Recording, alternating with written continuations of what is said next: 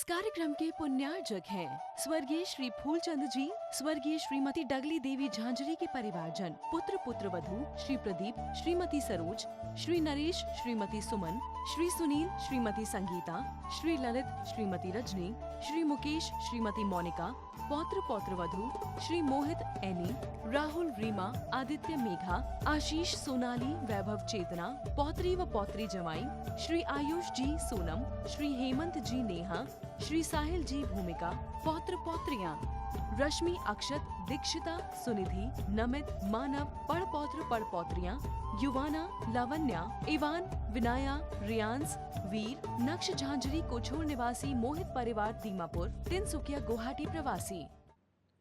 आचार्यगण कुलभद्र स्वामी महाराज ग्रंथराज 706 जी में जहां अंतरंग बहिरंग परिणति की बात कर रहे हैं, तो वहीं आचार्यगण विशुद्ध सार जी महाराज उस पर अपनी देशना को देते हुए कह रहे हैं,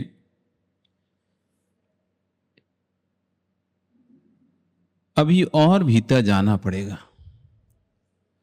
आनंद लेना है तो भीतर जाना पड़ेगा। तुम भीतर जाओगे तो तुम भीतर जाओगे, तुम भीतर जाओगे तो तुम तर जाओगे, तुम भीतर नहीं जाओगे तुम नहीं तर पाओगे। जिसको तरना है उसको भीतर जाना होगा। बाहर में सिर्फ कचरा ही मिलेगा, मोती नहीं मिलेंगे। पानी के ऊपर समुद्र में बाहर क्या मिलेगा? पन्नियां, बोतल, प्लास्टिक और क्या, लकड़ियां। मोती मिलेंगे क्या? तो मोती के लिए इस पल कहां जाना पड़ेगा? नीचे कचरा नहीं मिलेगा, नीचे मोती मिलेंगे, और ऊपर मोती नहीं मिलेगा, ऊपर कचरा ही मिलेगा। अब तुमको 1-1 रुपए की बोतल भीनना है तो भीनते रहो। आप सोचो अरे ये भी बोतल भीन लो, बहुत काम किए हैं, इनको इकट्ठा करके बेच के 10 रुपए कमा लेंगे, 20 रुपए कमा लेंगे, 50 रुपए कमा लेंगे। तो बोतलें भीनते रहो। तुम लाखों बोतलें भीनोगे तब एक थोड़ा सा पैसा कमाओगे। यदि भीतर जाओ, एक रतन भी मिल गया तो लाखों बोतल भीनने के बराबर हो गया। ऊपर से देखना, वो कंधा पे टांग के बच्चे बोतलें भरते रहते हैं रोडों पे, डस्टबिन में से, इसमें से, उसमें से, कितना सारा वजन रख लेते हैं, ऐसे इतनी बोतलें भर लेते हैं। कितना रुपए कमाएंगे? 10, 20, 50 रुपए बस, और कैसे? 10 पैसा की एक बोतल जाती है उनकी। उन्होंने 10 बोतलें इकट्ठी की, तब जाके 1 रुपया कमाया, तब जाकर 1 रुपया कमाया। 100 बोतलें, 1000 बोतलें, लाख बोतलें, करोड़ बोतलें जब बेच लेंगे, तब जाकर थोड़ा बहुत कुछ पैसा आएगा, वो तुम एक सोने की डली बेच के कमा लोगे, एक कश्मीर से कमा लोगे तुम उतना। ऊपर तुम्हें कचरा ही मिलेगा। बाहरी मेहनत अधिक होती है, फल कम मिलता है।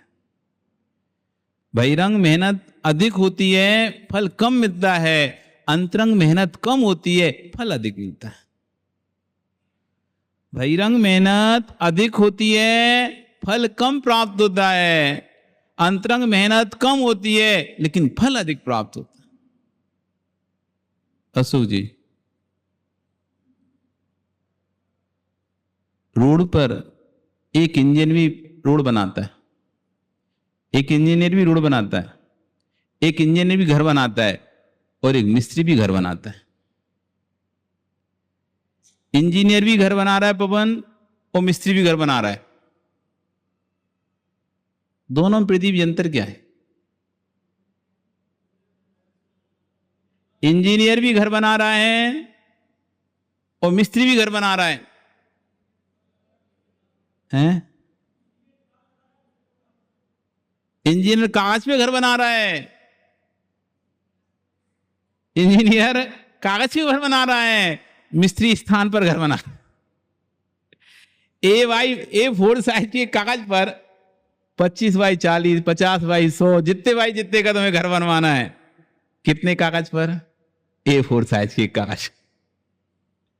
एक कांच पर जितने स्क्वायर फुट का घर बनवाना है वो एक कांच पर भरना आएगा, और मिस्त्री से बनवाना है तो उतनी जगह देनी पड़ेगी, उतनी जगह देनी पड़ेगी,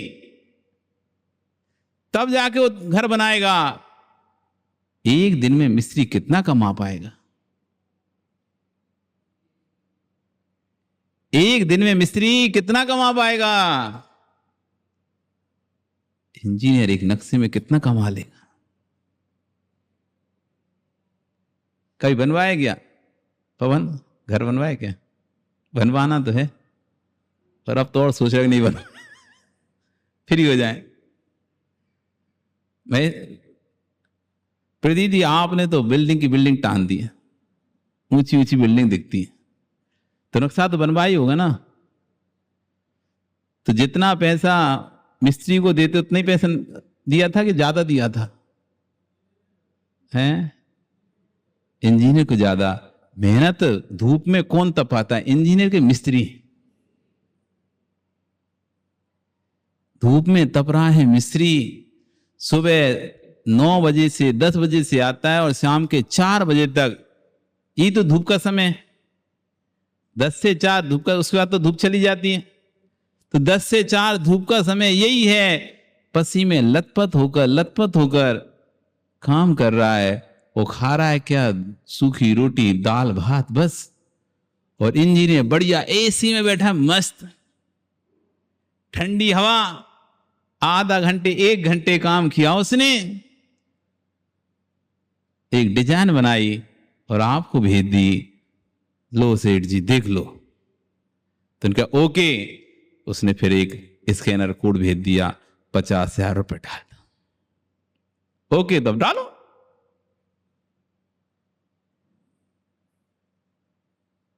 बहिरंग मेहनत ज्यादा दिख रही है, लेकिन प्रतिफल कितना मिल रहा है? बहिरंग मेहनत नहीं दिख रही, अंतरंग मेहनत हो रही है, वो भी अल्प हो रही है, लेकिन फल कितना मिल रहा है? आचार्य कह रहे हैं, तरना है तो उतरना पड़ेगा, तरना है तो उतरना पड़ेगा, तरना है तो उतारना पड़ेगा। जितना लंबा तुम्हें गहरे में जाना है उतना वस्त्र उतारना पड़ेगा। ज्यादा वस्त्र पहनोगे तो तैर भी नहीं पाओगे, वस्त्र गीले हो जाए वजन से तुम ही डूब जाओगे। तैराक देखो आप, एक चड्डी पहनते हैं बस। जो तैराकी आप टीवी में देखते हैं, आते हैं गेम्स में आते हैं, क्या पहनते हैं? एक जितने कम से कम कपड़े हो सकते हों उतना कम से कम, तो जितना ज्यादा जाना है, तैरना है, उतना हल्का होना पड़ेगा, हल्का होना पड़ेगा। जब हल्के होगे तभी तुम तैर पाओगे, हल्के नहीं होगे तो तैर भी नहीं पाओगे। जितने कसाय से हल्के होंगे तभी तर पाएंगे, कसाय से जितने अधिक भरे होंगे डूब तो जाएंगे लेकिन तर नहीं पाएंगे। तरना है तो उतारना पड़ेगा, तरना है तो ये परिग्रह का पोट उतारना पड़ेगा, तरना है तो ये वस्त्रों को तुमको उतारना पड़ेगा। वस्त्रों में लिप्त रहोगे तो कभी नहीं तर पाओगे। तीर्थंकर जैसा जीव जिसका निर्वाण नियत है, तीर्थंकर जैसा जीव जिसके गर्भ में आने के पहले से सबको पता चल गया तीर्थंकर जन्म लेने वाला और नियम से मोक्ष जाने वाला जीव है, ऐसे जीव को उतरने के लिए उतारना पड़ गया। ऐसे जीव को भी तरना है, उतारना पड़ेगा।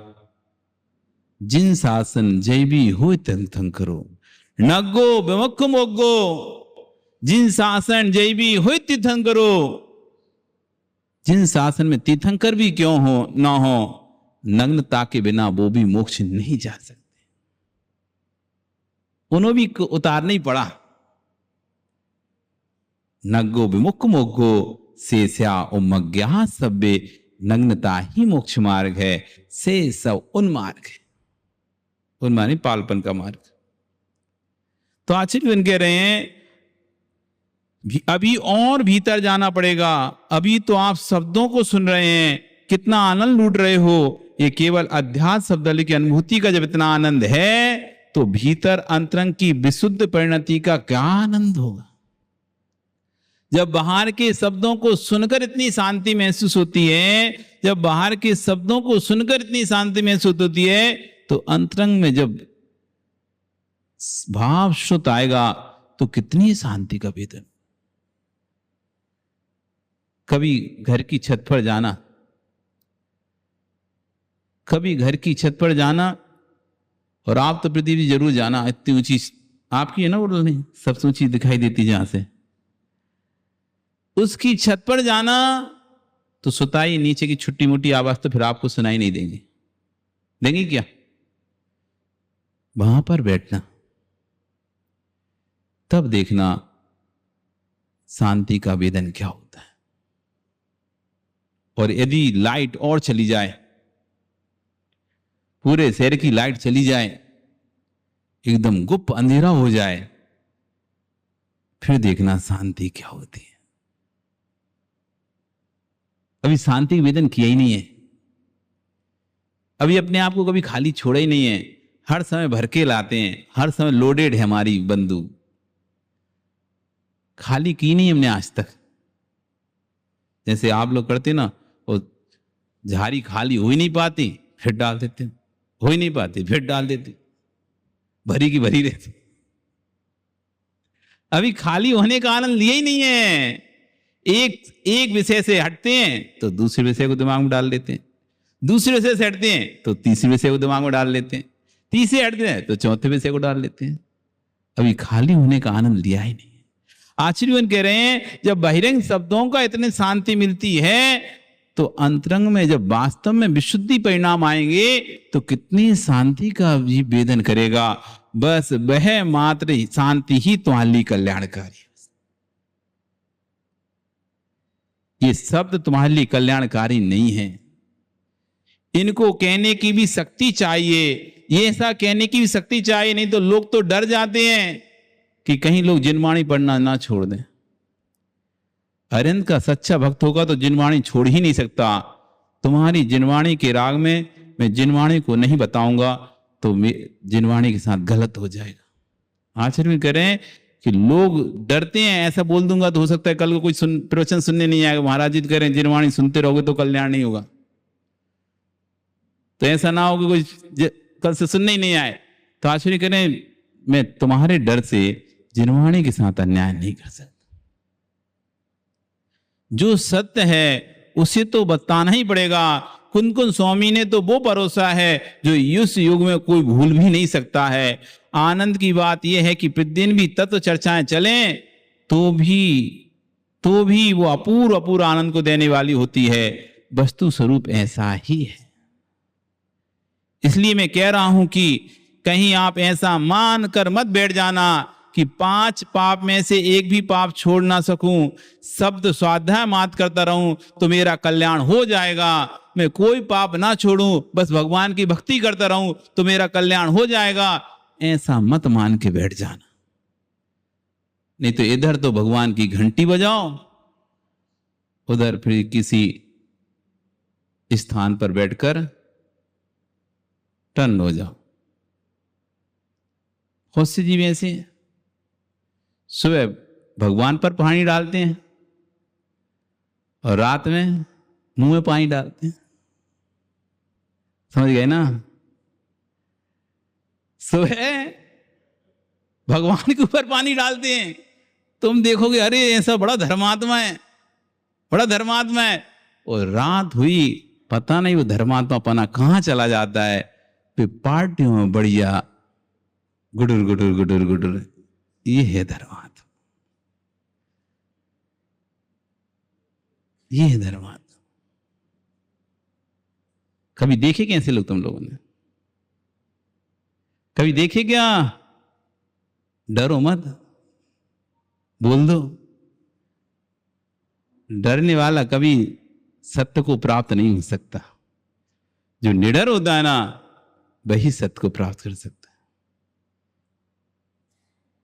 इसलिए आचार्य कह रहे हैं, मैं इसलिए ऐसा बोल रहा हूं, तुम ऐसा मत समझ लगना कि इधर तुम दिन भर भगवान की भक्ति करो, जिनवाणी सुनो और 5 पाप में से एक भी पाप मत छोड़ो और सो जाओ, सुन और समझने लगो कि मेरा कल्याण हो जाएगा। इससे अपना कल्याण स्वीकार मत कर लेना। जिनवाणी सुनो तो तदनुरूप उसके अनुसरण करोगे, तब जाकर कल्याण होगा। सिर्फ सुनने मात्र से कल्याण नहीं होगा। शब्द स्वाध्याय मात्र। इसलिए मैं कह रहा हूं कि कहीं आप ऐसा मानकर ना बैठ जाना कि 5 पाप में से एक भी पाप को छोड़ ना सकूं, शब्द स्वाध्याय मात्र करता रहूं, इससे अपना कल्याण स्वीकार मत कर लेना। ये तो उपाय को बताने वाला शुद्ध ज्ञान है। उपोय भूतों में वह भाव शुद्ध है, वह संयम भूत है, वह स्वरूप लीनता भूत है, वो त्याग भूत है, वो अहम बुद्धि त्याग भूत है, कसाय के त्याग भूत है। भाव शुद्ध, भाव शुद्ध। मीठापना में मिठास नहीं है, मीठेपने में मिठास नहीं है, मिठास में मीठापना नहीं है। मीठेपने में जो मीठा शब्द है, मीठा शब्द में मीठापन नहीं है, वो मीठेपन में मीठा शब्द नहीं है। समझ में आ रहा है? समझ में आ रहा है क्या? मीठा देखो, स्वाद आया क्या? नहीं आया स्वाद। मीठा बोलने से कोई स्वाद नहीं आया क्या? तो मीठा देखने से स्वाद आ गया क्या? मीठा शब्द बोला, निखिल स्वाद आ रहा है क्या? क्या करके आया तो आपने? कोडम्बी कहां से? मीठे बने में, मीठे शब्द में मीठा स्वाद है क्या? लेकिन जिसमें मीठा स्वाद है उसमें मीठापना है क्या? इस कार्यक्रम के पुण्यार्चक थे स्वर्गीय श्री फूलचंद जी, स्वर्गीय श्रीमती डगली देवी झांझरी के परिवारजन, पुत्र पुत्रवधू श्री प्रदीप, श्रीमती सरोज, श्री नरेश, श्रीमती सुमन, श्री सुनील, श्रीमती संगीता, श्री ललित, श्रीमती रजनी, श्री मुकेश, श्रीमती मोनिका, पौत्र पौत्रवधू श्री मोहित एनी, राहुल रीमा, आदित्य मेघा, आशीष सोनाली, वैभव चेतना, पौत्री व पौत्री जमाई, श्री आयुष जी सोनम, श्री हेमंत जी नेहा, श्री साहिल जी भूमिका, पौत्र पौत्रियां रश्मि, अक्षत, दीक्षिता, सुनिधि, नमित, मानव, पड़पौत्र पड़पौत्रियां, युवाना, लावण्या, इवान, विनाया, रियांस, वीर, नक्श झांझरी, कोछोर निवासी, मोहित परिवार दीमापुर, तिनसुकिया गुवाहाटी प्रवासी।